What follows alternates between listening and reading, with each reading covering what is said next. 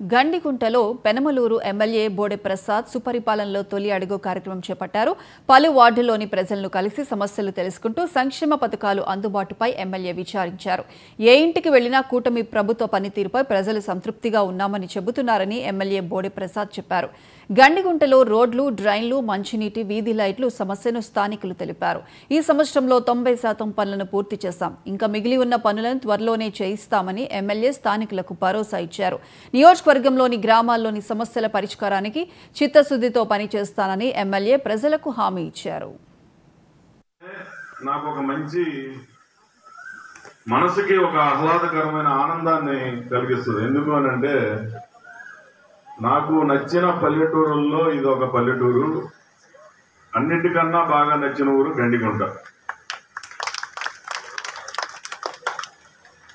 నేను ఈ మాట ఇప్పుడు కాదు, ఇక్కడికి వచ్చిన ప్రతిసారి చెప్తున్నా. నేను 14-19 ఎమ్మెల్యేగా ఉన్నప్పుడు ఈ రోడ్లన్నీ కూడా సిమెంట్ రోడ్లుగా మార్చడం జరిగింది. అలాగే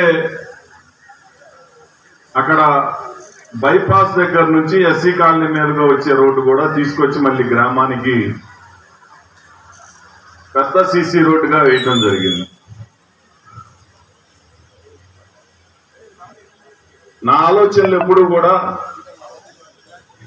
చేసే పని శాశ్వతంగా ఉండాలి అనే ఆలోచనతోనే చేస్తా.